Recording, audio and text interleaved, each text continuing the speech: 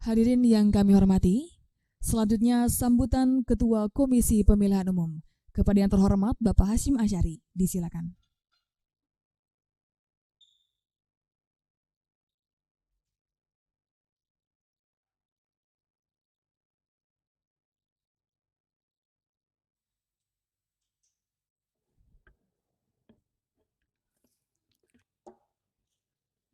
Assalamualaikum warahmatullahi wabarakatuh. Selamat pagi dan salam sejahtera untuk kita sekalian. Yang saya hormati Ketua Dewan Kehormatan Penyelenggara Pemilu Bapak Hedi Lugito. Yang saya hormati anggota DKPP Bapak Tio. Yang saya hormati para anggota KPU hadir di sini. Kami mohon berdiri, Mbak Betty Epsilon Idrus, Mas Parsadaan Harahap, Mas Muhammad Afifuddin, Mas Agus Melas, Mas Idam Holik, Mas Sulianto Sudrajat, nanti menyusul karena masih ada agenda yang lain. Yang saya hormati Pak Sekjen KPU, silakan berdiri Pak Sekjen. Terima kasih. Yang saya hormati Menteri Dalam Negeri atau yang mewakili, Menteri Perencanaan Pembangunan Kepala Bappenas atau yang mewakili, Menteri Keuangan atau yang mewakili, yang saya hormati para pimpinan asosiasi profesi, Ketua IP Asosiasi Ilmu Politik Indonesia Bapak Dr. Alfitra Salam, yang mewakili masyarakat ilmu pemerintahan Indonesia, Mbak Yusa, Mbak Wiwi, Profesor Dr. Siti Zuro, Sekjen Asosiasi Pengajar Hukum Tata Negara dan Hukum Administrasi Negara, Mas Profesor Bayu. Yang saya hormati para rektor yang berkesempatan hadir di sini. Kami mengundang 24 rektor ya, yang sudah bekerja sama dengan KPU. Yang saya hormati rekan-rekan jurnalis, teman-teman para pengurus, anggota IP, MIPI, dan APHTN, Bapak Ibu pimpinan di Kesekjenan KPU, teman-teman dari lembaga kemasyarakatan, NGO, para aktivis kepemiluan. Sudah saya sebut semua ini ya, saya khawatir ada yang kelewatan. Pertama-tama adalah kita memanjatkan puji syukur kepada Allah SWT, Tuhan yang Maha Kuasa yang senantiasa melimpahkan rahmat dan nikmat kepada kita sekalian, sehingga pada hari ini kita dapat berkumpul di sini, silaturahim, ini silaturahim kepemiluan dan silaturahim keilmuan ya, dalam kondisi sehat walafiat. Ibu Bapak yang kami hormati, kami menyadari KPU ini tidak bisa bekerja sendiri. Oleh karena itu kami memohon bantuan, dukungan, bekerja sama dengan berbagai macam lembaga. Nah, dalam hal ini terutama asosiasi profesi keilmuan. Ada IP yang saya juga tergabung di dalamnya sejak tahun 98 kalau tidak salah Mas Alfitra, cabang Semarang. Kemudian asosiasi pengajar HTN dan HAN, saya juga jadi dosen HTN sejak 98 Mas Bayu ya. Tapi saya iri sama sekjennya APHTN nih, jauh lebih muda beliau tapi udah profesor. Saya enggak profesor. Yang saya belum bergabung di MIPI Mbak Wiwi ya. Nah, asosiasi-asosiasi keilmuan ini penting, yang rumpun keilmuannya itu sangat berkaitan dengan kepemiluan, sehingga dalam berbagai macam forum, terutama kajian-kajian kepemiluan, kami sangat berharap atas bantuan dan dukungan supaya dalam menjalankan kepemiluan, merumuskan kebijakan itu dipandu dengan terangnya sinar ilmu pengetahuan. Ini yang saya kira penting. Ibu yang hormati, Bapak Ibu pimpinan dari universitas atau perguruan tinggi yang hadir di sini, ada 24 perguruan tinggi sementara ini yang sudah bekerja sama dengan KPU. Di antaranya ada 12 perguruan tinggi negeri yang secara intens bekerja sama dengan KPU, yaitu kami memiliki program S2 Tata Kelola Pemilu, yang itu pesertanya adalah teman-teman dari Kesekjenan KPU, pegawai-pegawai KPU di seluruh wilayah Indonesia, dalam rangkanya untuk peningkatan kapasitas SDM. Mengapa ini menjadi sesuatu yang penting? Karena tidak semua pegawai di KPU itu belajar kepemiluan, sehingga padahal core business atau urusan utama yang diurus oleh KPU itu adalah kepemiluan, sehingga bekal keilmuan ini menjadi sesuatu yang penting. Peningkatan kapasitas pribadi atau kapasitas personil ini nanti menjadi daya dukung peningkatan kapasitas kelembagaan ya. Seingat saya, kalau boleh saya sebut, dari Sumatera Pak Rektor bekerjasama kami dengan USU, kemudian dengan Universitas Andalas. Seingat saya di Sumatera 2 itu ya, kemudian dengan UI, kemudian dengan Universitas Pajajaran, kemudian Universitas Gadjah Mada di Jogja, kemudian Undip Semarang, Universitas Airlangga di Surabaya, kemudian Universitas Nusa Cendana di NTT, Kupang, kemudian Universitas Hasanuddin di Makassar, Universitas Sulut itu apa? Samratulangi, kemudian satu lagi Universitas Cendrawasih di Papua. Tapi tidak kemudian teman-teman pegawai KPU di Papua itu harus sekolah di Uncen, tidak. Bisa sekolah di mana saja sesuai dengan tujuan yang sudah ketika mendaftar. Ada 2 tingkatan seleksi, ada seleksi di kampus dan juga ada seleksi untuk pemberian beasiswa selama istilahnya Pak Sekjen ya, semacam ikatan dinas begitu ya, untuk peningkatan kapasitas ini. Kami juga sedang merintis untuk tambahan kerjasama pendidikan tingkat lanjut S2, istilahnya itu non TKP, di luar tata kelola kepemiluan. Yang pertama akuntansi dengan Fakultas Ekonomika dan Bisnis UI. Ini penting karena kami ini harus mengelola uang yang sekian besar dan unit kerja KPU ini juga besar di antara lembaga-lembaga lain yang termasuk unit kerjanya besar adalah KPU. Sehingga tenaga-tenaga terampil tata kelola keuangan itu juga menjadi sesuatu yang penting. Termasuk kami punya inspektorat yang itu juga tugasnya untuk menjaga akuntabilitas dan transparansi keuangan. Juga diperlukan tenaga-tenaga katakanlah PNS di lingkungan KPU yang handal dalam tata kelola keuangan. Kemudian juga kami merintis untuk S2 IT, Teknologi Informatika dengan ITB, Institut Teknologi Bandung, karena di salah satu misi KPU itu ditentukan bahwa KPU ini salah satu misinya adalah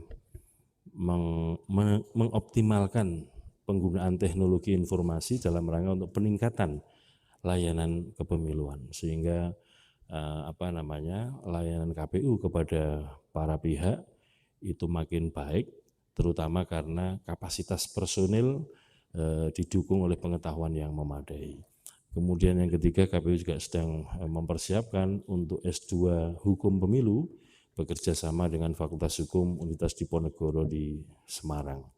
Oleh karena itu, Bapak Ibu pimpinan perguruan tinggi yang bekerja sama dengan KPU dan juga asosiasi atau asosiasi profesi dalam hal ini IP, MIPI dan APHTN menjadi bagian dari cara KPU untuk berkolaborasi, bersinergi, meningkatkan kapasitas personil, meningkatkan kapasitas kelembagaan KPU, dan itu tidak lain tujuannya untuk meningkatkan kualitas kepemiluan di Indonesia.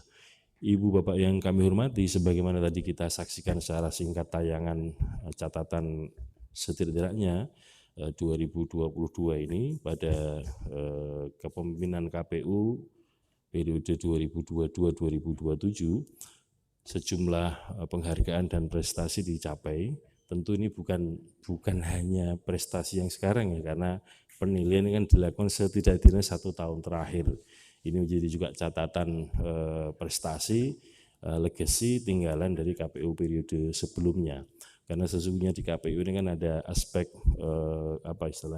keberlanjutan kelembagaan maupun personil, sehingga tidak bisa kemudian penghargaan kepada KPU 1 periode itu hanya diklaim keberhasilan KPU 1 periode ini, tetapi sebagai kelanjutan dari keberhasilan yang sudah disiapkan oleh KPU periode sebelumnya. Di antaranya tadi yang pertama JDIH, Jaringan Dokumentasi dan Informasi Hukum. Alhamdulillah secara berturut-turut selama 4 tahun terakhir ini KPU peringkat pertama terbaik untuk JDIH kategori lembaga non-struktural yang diberikan oleh Kementerian Hukum dan HAM. Ini menjadi salah satu wujud akuntabilitas dan transparansi KPU terhadap berbagai macam informasi dan dokumentasi hukum. Mungkin di antara berbagai macam lembaga yang produk hukumnya paling banyak yang mungkin KPU. Karena di situ semua surat menyurat dinas itu dipublikasikan, baik yang di pusat, di provinsi, di kabupaten kota.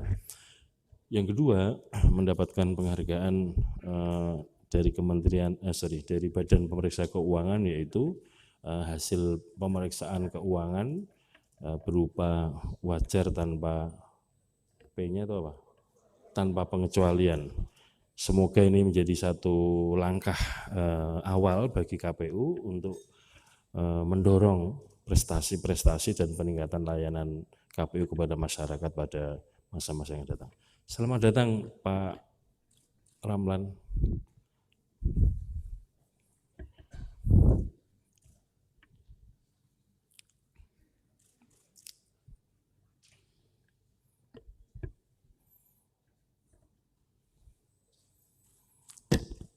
Bapak Profesor Ramlan Surbakti ini pernah menjadi salah satu pimpinan di KPU dan juga kita kenal sebagai ahli kepemiluan, terutama tata kelola pemilu yang setiap saat memberikan dukungan-dukungan kajian kepada KPU.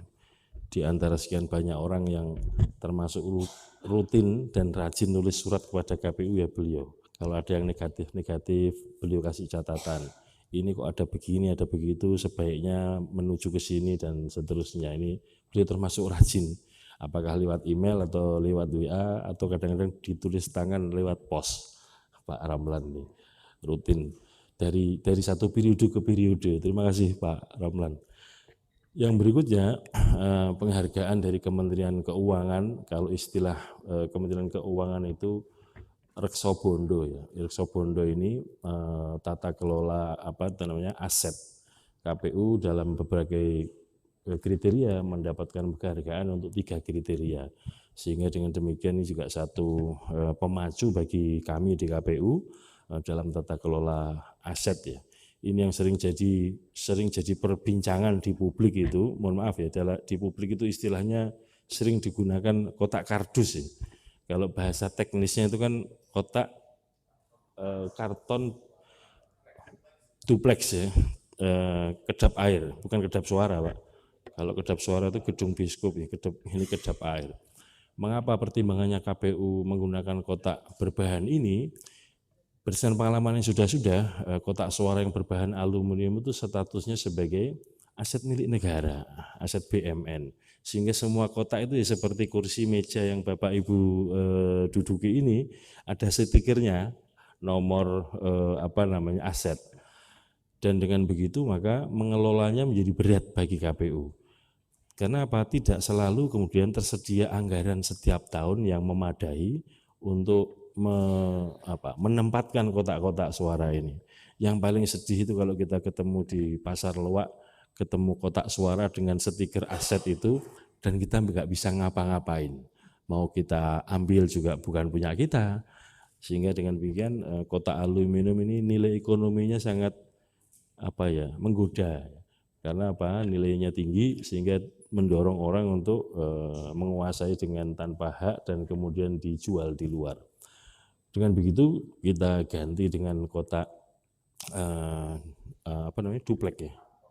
Karton duplex tahan air itu sejak pemilu 2019 karena statusnya tidak lagi menjadi aset milik negara BUMN tetapi menjadi barang habis pakai. Setelah pemilu selesai, coblosan selesai, komplain-komplain atau sengketa selesai, pejabat-pejabat terpilih sudah dilantik. Setelah kemudian dipilah-pilih arsip yang perlu didokumentasikan, kemudian dilelang, dimusnahkan atau apa namanya? Dihapus ya dengan cara lelang dan kemudian hasilnya disetorkan ke kas negara. Itu diantara pilihan kenapa kemudian kita mengganti kotak suara dari bahan aluminium menjadi bahan karton duplex tahan air tersebut. Kemudian beberapa waktu yang lalu KPU memperoleh 14 Desember ya seingat saya memperoleh penghargaan atau penilaian terbaik, saya lupa istilahnya, paling informatif atau apa ya, dari Komisi Informasi Pusat untuk kategori lembaga non struktural juga. Penghargaan seperti ini terutama penghargaan JDIH terbaik, kemudian lembaga katakanlah paling informatif terbaik tadi itu menunjukkan bahwa KPU sudah berikhtiar dengan sungguh-sungguh untuk mewujudkan aspek azas akuntabilitas dan azas transparansi dalam penyelenggaraan pemilu. Karena di Undang-Undang Pemilu diberikan ditentukan azas penyelenggara pemilu itu diantaranya akuntabilitas dan transparansi. Setidak-tidaknya akuntabilitas ini memiliki dua makna. Yang pertama bahwa KPU ini diharapkan, diminta bekerja dengan penuh tanggung jawab. Makna yang kedua, kerja-kerja KPU harus dapat dipertanggungjawabkan. Pada sisi inilah di Undang-Undang Pemilu selalu memposisikan KPU ini sebagai Kalau ada orang komplain misalkan pendaftaran partai dinyatakan tidak memenuhi syarat atau tidak lengkap sehingga tidak bisa lanjut ke tahapan berikutnya, disediakan saluran yaitu misalkan mengadukan dugaan pelanggaran administrasi ke Bawaslu. Nah kalau seperti ini posisi KPU sebagai terlapor atau terlapor Mas Afif ya istilahnya ya. Kemudian nanti setelah penetapan partai ada keputusan KPU yang bersifat final dan mengikat tentang penetapan partai politik beserta pemilu. Itu kalau yang komplain mengajukan sengketa ke Bawaslu. Posisi KPU sebagai termohon. Kemudian hasil pemilu di bagian akhir kalau ada orang komplain lapor ke Mahkamah Konstitusi, KPU sebagai termohon juga. Kemudian kalau ada gugatan tidak puas di Bawaslu bisa lanjut ke PT UN atau sampai ke Mahkamah Agung, KPU sebagai tergugat. Nah untuk bilah min dalik, moga-moga KPU nggak pernah jadi tersangka atau di lembaga penegakan hukum ya. Kalau ada yang dianggap berlakunya agak miring-miring, lalu diadukan ke DKPP menjadi teradu. Nah di antara kita juga sudah mulai ada yang diadukan ke DKPP termasuk saya ya. Nah ini kan aspek azas akuntabilitas kan di situ. Hal-hal yang dikerjakan terus dipertanggungjawabkan lewat saluran-saluran itu. Mengapa posisi KPU selalu menurut konstruksi undang-undang dan tidak pernah KPU jadi pengadu, penggugat. Pertanyaannya, lah kalau mau gugat SK-nya siapa yang mau digugat? Masa mau gugat SK-nya sendiri kan nggak mungkin. Ini karena apa? Kewenangan yang diberikan oleh undang-undang kepada KPU itu sangat besar dalam penyelenggaraan pemilu.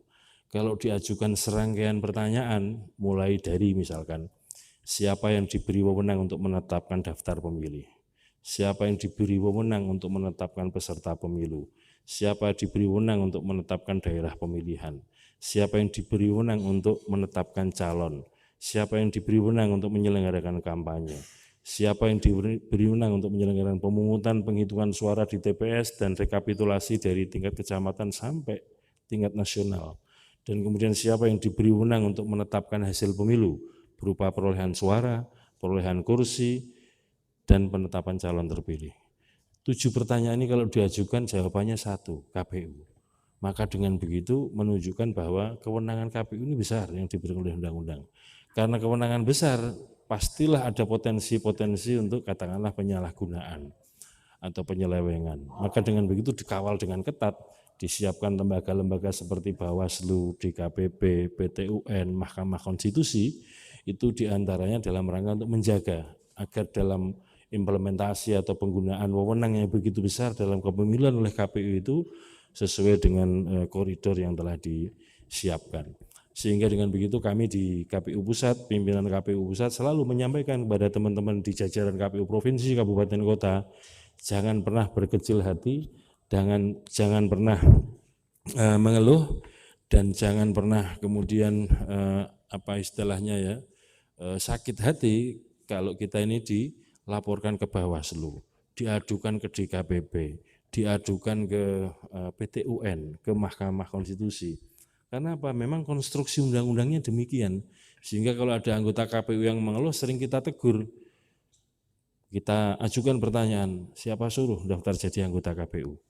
Karena sudah tahu di undang-undang memang risikonya itu yang harus ditanggung. Jadi kalau sudah mau daftar jadi anggota KPU ya jangan Pak, jangan kepalang tanggung. Kalau sudah basah ya nyebur sekalian dan nggak boleh mengeluh karena kemudian dapat gugatan atau keluhan lewat saluran-saluran lembaga yang sudah disediakan tadi. Karena itulah salah satu implementasi dari azas akuntabilitas. Yang kedua, azas transparansi. Setidaknya ada dua makna. Yang pertama adalah open to document, kemudian yang kedua adalah access to information. Karena KPU ini sebagai penyelenggara pemilu harus transparan, maka dokumen-dokumen dan informasi sepanjang tidak dikecualikan dapat dipublikasikan dan dapat diakses oleh berbagai macam pihak ya. Ini saya kira yang menjadi penting catatan bagi KPU. Serangkaian penghargaan itu tiada lain tiada bukan sebagai penilaian publik, penilaian berbagai macam lembaga terhadap pelaksanaan atau implementasi azas setidak-tidaknya ya, azas profesional, kemudian azas akuntabilitas dan azas transparansi. Azas profesional atau anggota KPU harus profesional itu dalam setidak-tidaknya maknanya adalah bahwa para anggota KPU itu harus punya kompetensi dalam penyelenggaraan pemilu. Nah, kompetensi ini berbasis dua hal. Yang pertama adalah pengetahuan, kemudian yang kedua adalah pengalaman. Kalau kita saksikan sejak setidak-tidaknya 2004 di kepemimpinan pertama KPU pasca amandemen konstitusi sampai dengan saat ini, KPU ini sekarang menjadi semacam jalur karir tersendiri. Setidak-tidaknya kami yang di KPU Pusat ini, Mbak Betty misalkan, pernah jadi anggota KPU Provinsi DKI 2 periode, periode kedua jadi ketua. Mas Parsadaan Harahap, mulai ada KPU, ada Bawaslu, sampai sekarang pengabdiannya full di lembaga penyelenggara pemilu. 2 periode anggota KPU Provinsi Bengkulu, 2 periode ketua Mas ya, Bawaslu Provinsi Bengkulu, dan sekarang anggota KPU Pusat. Mas Muhammad Afifuddin yang bergelut di lembaga kajian dan kemudian di lembaga pemantauan dan advokasi kepemiluan, dan sebelumnya menjadi anggota Bawaslu, sekarang menjadi anggota KPU. Mas Agus Melas, bagi teman-teman yang pengkaji kepemiluan juga sudah tidak asing lagi karena banyak buku kajian yang dilakukan Mas Agus Melas, dan beliau ini menjadi salah satu orang yang diberikan label ahli daerah pemilihan. Mas Idam Holik ini malah lebih luar biasa lagi, jadi anggota KPU Kabupaten Bekasi, kabupaten ya, 3 periode. Karena undang-undangnya belum mengatur ya bablas sampai 3 periode, dan kemudian jadi anggota KPU Provinsi Jawa Barat 1 periode. Oh belum sampai, ya katakanlah 1 periode, dan kemudian sekarang anggota KPU Pusat. Mas Yulianto Sudrajat 2 periode KPU Kabupaten Sukoharjo Jawa Tengah, kemudian setelah itu Ketua KPU Provinsi Jawa Tengah. Saya perlu memperkenalkan diri. Pemilu 2004 saya jadi anggota KPU Provinsi Jawa Tengah, dan kemudian menjadi anggota KPU Pusat pengganti antar waktu sekitar 7 bulan, Agustus 2016 sampai dengan April 2017. Setelah itu di periode 2017-2022 dan sekarang ini masuk di 2022-2027. Ini yang saya sampaikan tadi, bahwa profesionalitas itu berbasis kepada kompetensi, dan kompetensi itu ditentukan 2 hal, pengetahuan dan pengalaman, sehingga dukungan, bantuan, kerjasama di antara kita, Bapak Ibu pimpinan perguruan tinggi dan asosiasi profesi keilmuan, ini bagian dari untuk peningkatan profesionalitas para anggota KPU, jajaran sekretariat KPU di semua tingkatan. Ibu Bapak yang kami hormati, sedikit saya mau update perkembangan penyelenggaraan pemilu yang saya kira sama-sama kita ikuti, dan juga dinamika perubahan-perubahannya. Yang pertama, sekarang ini sudah tanggal 29 Desember 2022. Ada satu kegiatan yang sudah kita lalui, yaitu pendaftaran, verifikasi, dan penetapan partai politik peserta pemilu, mulai dari 1 Agustus 2022 sampai dengan 14 Desember 2022. Dimulai dari 18 bulan sebelum hari pemungutan suara, yaitu Rabu 14 Februari 2024, dan diakhiri sampai dengan 14 bulan sebelum hari pemungutan suara. Ini ditentukan dalam undang-undang. Di waktu yang bersamaan, artinya waktu yang bersamaan KPU juga menyelenggarakan sejumlah kegiatan. Di antaranya untuk urusan internal, rekrutmen, seleksi, dan penetapan anggota PPK yang sudah kita lalui dan tinggal menunggu pelantikan ya Mas Parse awal Januari nanti. Dan sekarang ini sedang berproses untuk rekrutmen dan seleksi anggota PPS, panitia pemungutan suara di tingkat desa kelurahan di seluruh Indonesia. Dan nanti sesuai dengan jadwalnya masing-masing, KPU Provinsi, Kabupaten, Kota sesuai dengan akhir masa jabatan juga kita lakukan rekrutmen dan seleksi untuk periode berikutnya. Kemudian ada kegiatan untuk peserta pemilu mulai 16 Desember sampai dengan hari ini tanggal 29 Desember hari terakhir, yaitu penyerahan dukungan bagi bakal calon anggota DPD di semua provinsi termasuk provinsi-provinsi baru, yaitu Papua semula satu provinsi ditambah dengan Papua Tengah, Papua Selatan, Papua Pegunungan, Papua Barat yang semula satu provinsi ditambah Papua Barat Daya. Hari terakhir hari ini 29 Desember sampai dengan istilah Mas Idam Holik itu jam 23.59 waktu setempat, karena daftarnya sesuai di KPU provinsi masing-masing. Setelah itu nanti kita verifikasi administrasi, ada kesempatan perbaikan, dilanjutkan bagi yang memenuhi syarat verifikasi faktual dukungan di lapangan.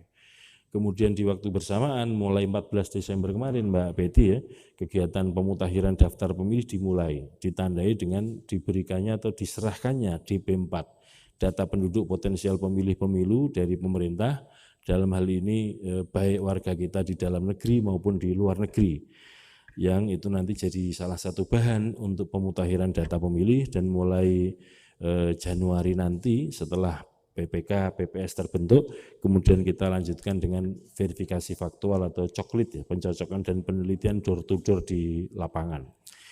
Di waktu yang bersamaan juga, mulai kapan ya, Dapil, Oktober ya, penyusunan dan penataan daerah pemilihan DPRD Kabupaten Kota mulai Oktober 2022 sampai dengan Februari 2023. Nah, yang menarik adalah di Undang-Undang Pemilu semula kewenangan KPU itu hanya menyusun dan menata dapil DPRD Kabupaten Kota. Tetapi belakangan tanggal berapa ya Gus Afif kemarin ya, Selasa yang lalu kalau tidak salah, itu ada putusan, ada sidang MK tanggal itu hari Senin atau Selasa? Senin ya. Hari Senin yang lalu ada sidang MK dengan dua agenda. Yang pertama adalah judicial review yang diajukan oleh sejumlah pihak menyoal norma di dalam Undang-Undang Pemilu tentang sistem pemilu proporsional, yang sekarang ini menurut Undang-Undang Pemilu adalah proporsional terbuka, dan disoal kira-kira arahnya menuju proporsional tertutup bagi para pemohon. KPU juga dimintai keterangan sebagai pihak terkait, tapi sidang ditunda karena pembentuk undang-undang belum berkesempatan hadir untuk menyiapkan jawaban. Di hari yang sama, tanggal 19 Desember 2022, siang sampai sore, itu pembacaan putusan judicial review yang diantaranya adalah perkara nomor 80 ya, tentang daerah pemilihan. Ada judicial review menyoal pasal yang menentukan bahwa daerah pemilihan anggota DPR RI dan DPRD provinsi itu menjadi tugas dari pembentuk undang-undang, sehingga susunan dan komposisi serta alokasi kursinya menjadi lampiran dari Undang-Undang Pemilu. Oleh Mahkamah Konstitusi dinyatakan semua itu adalah bertentangan dengan konstitusi dan kemudian dinyatakan tidak berkekuatan hukum lagi. Lalu pertanyaannya apa? Siapa yang diberi wewenang? Mahkamah Konstitusi menentukan bahwa yang berwenang menetapkan daerah pemilihan DPR RI dan DPRD provinsi adalah KPU. Sehingga dengan begitu ada tambahan tugas, tambahan wewenang. KPU yang semula menata dapil DPRD Kabupaten Kota ditambah lagi menata dapil DPR RI dan DPRD provinsi. Sehingga begitu kami ngebut untuk segera menyusun simulasi-simulasi penataan dapil DPR RI oleh KPU Pusat. Kemudian kami sampaikan juga kepada teman-teman KPU Provinsi untuk menyiapkan simulasi-simulasi penataan dan penyusunan dapil DPRD Provinsi. Mengapa harus ngebut? Karena tadi target waktunya adalah Februari harus sudah ada penetapan dapil. Yang semula KPU hanya mengerjakan dapil DPRD Kabupaten Kota, ditambah dengan DPR RI dan Provinsi, itu semuanya harus selesai di Februari.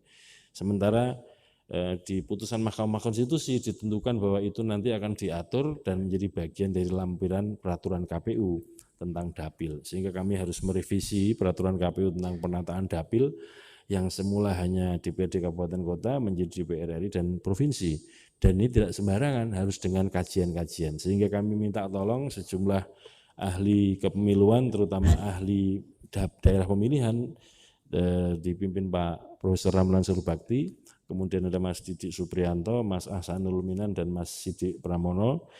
Di KPU dipimpin oleh Mas Agus Melas tim ini, karena Mas Agus Melas juga wakil ketua divisi teknis penyelenggaraan, dan sesuai bidang keahliannya diantaranya adalah daerah pemilihan. Ini semua kita ngebut. Di peraturan KPU tentang pembentukan peraturan KPU itu ditentukan tahapan-tahapan penyusunan PKPU adalah yang pertama dimulai dari draft, itu dari penggagas, divisi apa atau biro apa. Kemudian dilakukan legal drafting, kemudian dilakukan pembahasan dengan para ahli melalui focus group discussion, dan setelah dirapihkan lagi, kemudian dilakukan uji publik, diskusi secara terbuka dengan berbagai macam pihak, dan nanti dirapihkan lagi, baru kemudian dijadikan bahan untuk rapat konsultasi dengar pendapat dengan DPR dan pemerintah. Ini schedule atau tahapan untuk pembentukan PKPU saja begitu panjang karena harus melibatkan banyak pihak, terutama diskusi publik, karena daerah pemilihan ini kita ketahui memang betul itu sebagai arena arena kompetisi para peserta pemilu partai politik.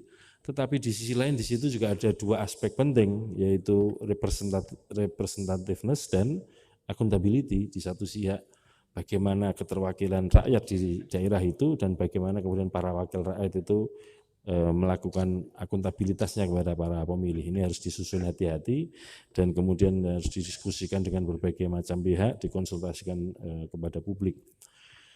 Kemudian penyusunan daftar pemilih tadi sudah saya sampaikan, sudah mulai, sehingga kami mohon Bapak Ibu, pimpinan kampus dan teman-teman yang hadir untuk ikut menyampaikan kepada publik setidak-tidaknya melalui website KPU, cek dptonline.kpu.go.id. Saya ulangi lagi, cek dptonline.kpu.go.id. Nanti tinggal dimasukkan nama dan NIK, sehingga dari situ akan ketahuan kita ini sudah terdaftar atau belum. Kalau belum, di dalamnya juga disiapkan fitur untuk pendaftaran online, dan juga nanti bisa mendatangi kantor KPU pusat, provinsi, kabupaten kota. Nanti kalau PPK sudah terbentuk, PPS terbentuk, juga bisa mendatangi PPK PPS untuk mendaftarkan diri.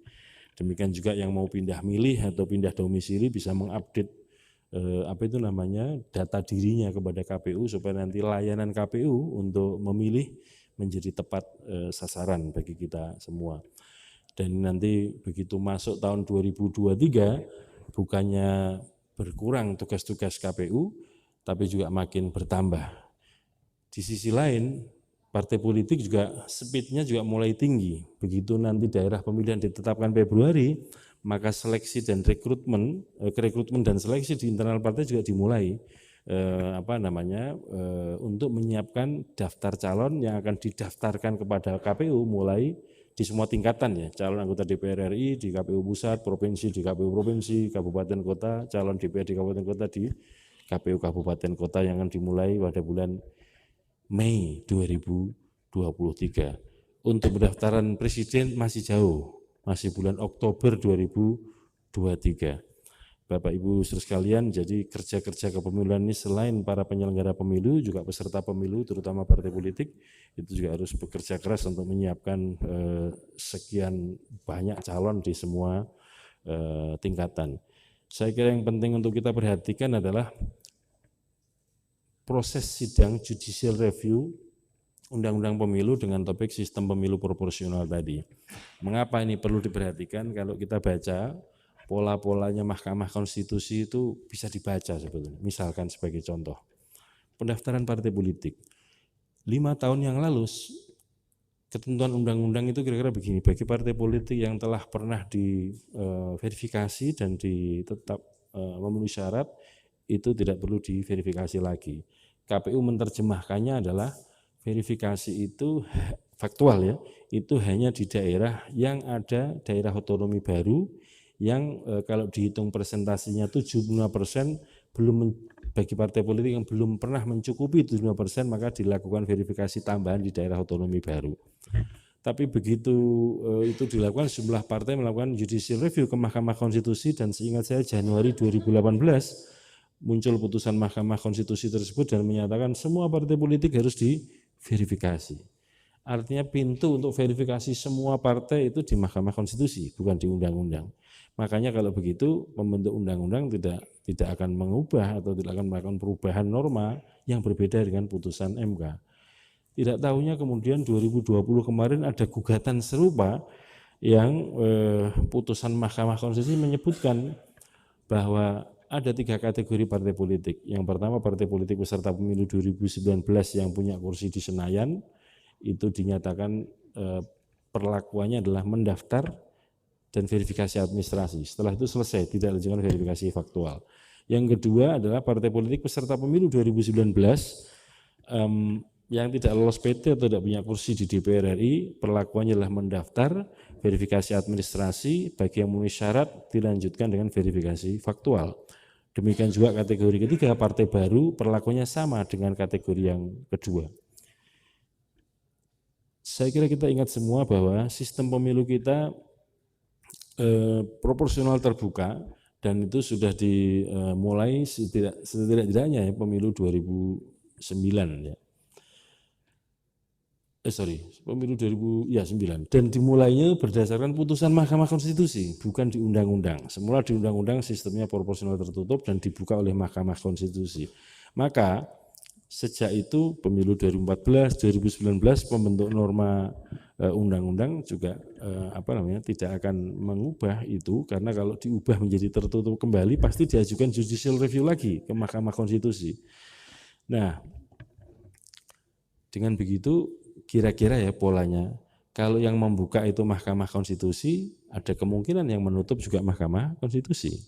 Kalau dulu yang mewajibkan verifikasi faktual semua itu Mahkamah Konstitusi, kemudian yang verifikasi faktual hanya partai-partai kategori tertentu, itu juga Mahkamah Konstitusi. Jadi kira-kira bisa diprediksi atau enggak putusan Mahkamah Konstitusi ke depan? Ada kemungkinan, saya belum berani berspekulasi ya, ada kemungkinan kembali ke sistem proporsional daftar calon tertutup.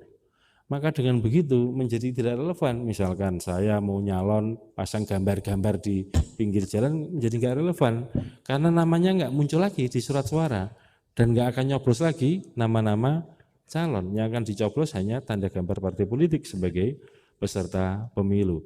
Sehingga dalam banyak diskusi sering kami sampaikan, kami berharap kita semua menahan diri untuk tidak pasang-pasang gambar dulu. Siapa tahu kemudian sistemnya kembali tertutup. Sudah lumayan kan belanja-belanja untuk pasang baliho, iklan-iklan, nggak tahunya namanya nggak muncul di surat suara. Jangankan di surat suara, katakanlah masih sistem proporsional daftar calon terbuka, kalau kemudian oleh partai nggak diloloskan, tidak jadi dinominasikan kepada KPU, pertanyaan buat apa bikin baliho-baliho? Tahapannya masih panjang. Bolehlah kemudian direkrut atau mendaftarkan diri di partai sebagai calon. Tapi kalau kemudian partai tidak menyetujui yang bersangkutan sebagai calon, kan tidak akan dinominasikan atau didaftarkan kepada KPU. Maka sangat buru-buru kalau ada orang menyebut dirinya calon. Karena belum tentu oleh partai dikehendaki sebagai calon. Sudah pasang-pasang gambar. Saya kira Bapak Ibu saudara sekalian, mohon maaf agak panjang sedikit. Ini semacam review apa yang telah dilakukan oleh KPU, dengan beberapa capaiannya dan juga cacian makinya. Karena prestasi-prestasi itu kan tidak mulus-mulus saja, pasti ada dinamikanya. Kalau ada kritik, ada aduan-aduan, bagi kami itu situasi yang biasa, karena kan saya sampaikan di bagian awal, ada saluran-saluran yang dilakukan untuk itu. Ada Bawaslu, ada DKPP, dan kalau memang iya ya kami akan menghadapi kalau ada gugatan-gugatan atau pengaduan atau laporan kepada lembaga-lembaga yang disiapkan untuk komplain terhadap apa yang diduga telah dikerjakan oleh KPU sebagai lembaga atau personil-personil KPU.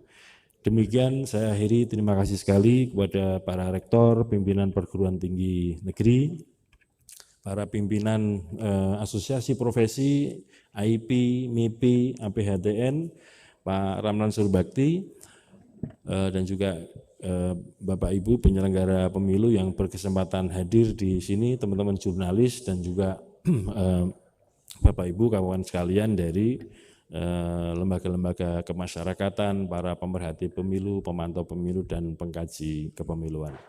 Saya berharap setelah ini kita diskusi dan kemudian catatan-catatan akhir tahun setidaknya di kepemiluan 2024 itu mohon nanti yang mewakili perguruan tinggi Pak Rektor USU, kemudian pimpinan AIP, MIPI, APHTN, dan Prof. Ramlan Surbakti, udahlah tumpahkan semua di sini catatan-catatan kritis, caci maki, kejelekan-kejelekan atau katakanlah kekurangan KPU. Karena bagi kami itu biasa-biasa saja, nanti akan kami jadikan hikmah supaya kemudian ke depan tidak terulang lagi dan kemudian yang perlu diperbaiki kita perbaiki. Dan sekali lagi terima kasih kepada para pimpinan perguruan tinggi, nanti kerjasama kita tentu saja akan memberikan manfaat tidak hanya kepada KPU tapi juga kepada masyarakat. Ada satu lagi yang saya kurang. Saya berharap Bapak Ibu pimpinan perguruan tinggi kita siapkan bersama-sama begini. Salah satu catatan kritis kepada pemilu 2019 kemarin kan diantaranya wafatnya para petugas kepemiluan ya. Oleh karena itu berdasarkan catatan riset yang dilakukan oleh UGM, kemudian dilakukan oleh Kementerian Kesehatan dan Ikatan Dokter Indonesia, di antara temuan-temuannya adalah yang meninggal itu kecenderungannya umurnya di atas 50 tahun. Kemudian yang kedua komorbid dan beban kerja berat ya. Komorbidnya ini seingat saya ada 3 peringkat atas. Yang pertama serangan jantung, kemudian yang kedua adalah hipertensi atau tekanan darah tinggi, kemudian yang ketiga itu diabetes ya. Ditambah beban kerja ya, itu menjadi bertemulah di situ. Bahwa maut, ajal itu takdir Tuhan iya, tetapi kita kan berikhtiar supaya itu tidak terjadi lagi. Dan sudah dilakukan evaluasi untuk keperluan Pilkada 2020 under Covid ya, dalam situasi Covid kemarin, para petugas kita itu maksimal usia 50 tahun seingat saya. Dan ke depan untuk pemilu 2024 angka toleransinya umur 55 tahun, Mas Parsa ya, paling tinggi. Kemudian kami juga sudah minta tolong kepada pemerintah agar difasilitasi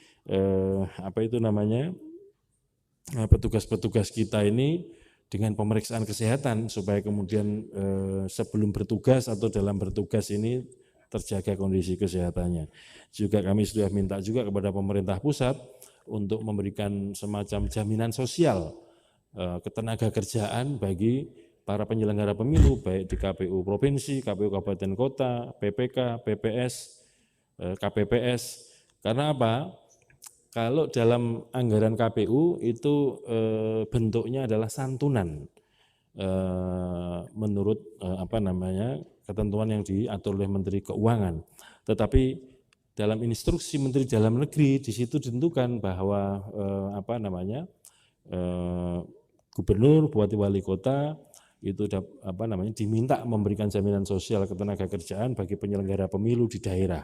Artinya kan dibebankan kepada APBD masing-masing karena toh anggota KPU provinsi, kabupaten kota, PPS, PPK, PPS, KPP itu semua adalah warga daerahnya masing-masing. Dengan begitu istilahnya Pak Ramlan dalam sebuah tulisannya itu para penyelenggara pemilu itu bekerja dengan aman dan nyaman. Nah, kalau aman ini kan berarti sudah ada yang menjamin. Kalau nyaman itu ya ada kelonggaran-kelonggaran, kesempatan bernafas, kesempatan untuk rehat sejenak, terutama ketika penghitungan suara di TPS yang bertubi-tubi untuk menghitung 5 jenis hasil suara tersebut.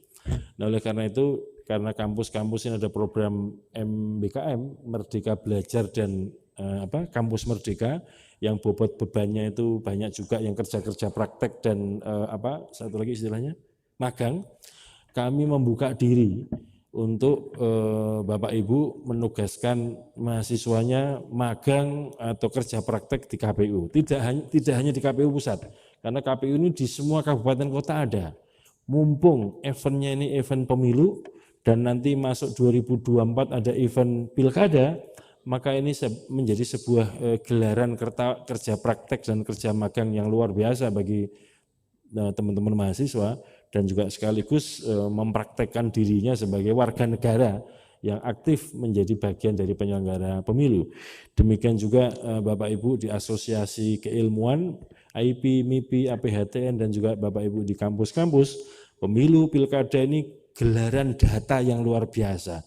Jangan dibiarkan itu berlalu, dan ini menjadi laboratorium sosial, laboratorium politik, laboratorium hukum, laboratorium ekonomi, laboratorium psikologi, macam-macam bisa dikaji di situ. Kami juga mohon kepada rektor menugaskan mahasiswa menjadi bagian dari anggota KPPS. KPPS itu pada dasarnya adalah syaratnya usia di atas 17 tahun, masuk kategori pemilih, dan kemudian berdomisili sesuai dengan KTP-nya itu. Sehingga kalau tugas ya di TPS sesuai dengan alamat KTP. Di antara keuntungannya adalah Bapak Ibu kalau menugaskan mahasiswa jadi anggota KPPS, yang pertama biaya logistik ditanggung orang tuanya, nginep makan kan tinggal di rumahnya sendiri. Jadi anggota KPS juga di TPS dekat rumah, artinya Pak Rektor nggak perlu membiayai itu, karena tinggal di rumahnya masing-masing. Kemudian dengan begitu akan meningkatkan layanan KPU karena akan diisi oleh orang-orang muda, well educated, dan punya gairah tinggi lah, semangat tinggi untuk menjadi penyelenggara pemilu. Sehingga kalau misalkan daripada ya misalkan ngomongin di luar KPU ini kotak kardus gitu, nanti jadi anggota KPU kan biar tahu kotaknya itu kayak apa, transparansinya kayak apa, keamanannya kayak apa, dan seterusnya. Di sisi lain mengurangi beban penyelenggara pemilu. Mengapa? Kalau pada hari H, Rabu 14 Februari 2024, mahasiswa masih di kota-kota di mana dia kuliah, itu KPU dalam pemutakhiran daftar pemilih berusaha memindah milihkan mereka. Karena untuk nyoblos di tempat lain di luar TPS di mana dia didaftar, itu harus ngurus pindah milih. Ngurus pindah milih itu partisipatif. Mahasiswa, santri-santri itu harus ngurus. Demikian juga warga binaan LP. Kalau warga binaan LP kan nggak mungkin disuruh pulang ngurus pindah milih, bisa nggak balik kan, maka itu diuruskan oleh KPU. Demikian juga dengan santri-santri di pondok pesantren, mahasiswa-mahasiswa kedinasan yang ada di asrama-asrama, ini juga kita uruskan untuk pindah milih. Tapi kalau mahasiswa yang menjadi anggota KPPS misalkan, itu tidak menjadi tambahan beban bagi KPU untuk mengurus pindah milih ke kota-kota di mana para mahasiswa ini belajar. Sehingga banyak keuntungan. Yang paling penting lagi adalah pemilih di Indonesia akan mendapatkan layanan yang lebih maksimal dengan didukung oleh para mahasiswa dengan pendidikan yang tinggi. Saya kira itu, kalau ada kekurangan saya mohon maaf. Terima kasih atas kehadiran Bapak Ibu sekalian. Nanti sekitar jam 1 Pak Kapolri akan hadir, juga akan melakukan penandatanganan MOU dengan KPU.